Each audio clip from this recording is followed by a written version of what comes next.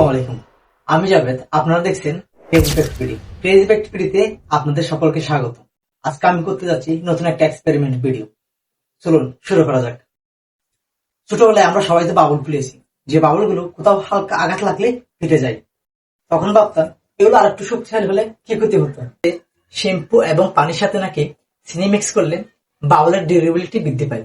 চলুন পরীক্ষা করে দেখি আসলে কি বৃদ্ধি পায়। নিয়ে নিলাম বাউল তৈরি করার সকল উপকরণ, যেমন শ্যাম্পু, পানি, গ্লাস এবং চিনি।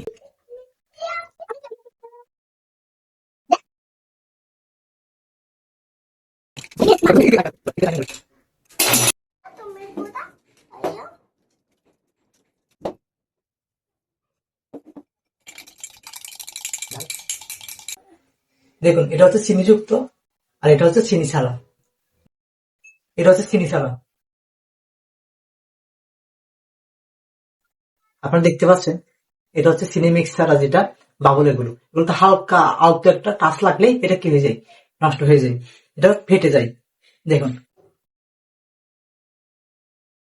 আবার দেখুন, এটা কিন্তু চিনিযুক্ত, এটা কিন্তু চিনিযুক্ত। দেখুন,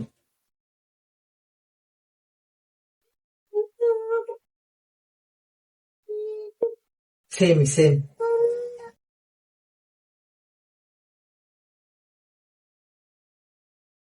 সেম সেম, কোনো পার্থক্য নেই। দেখুন, আবার ভালো করে দেখুন,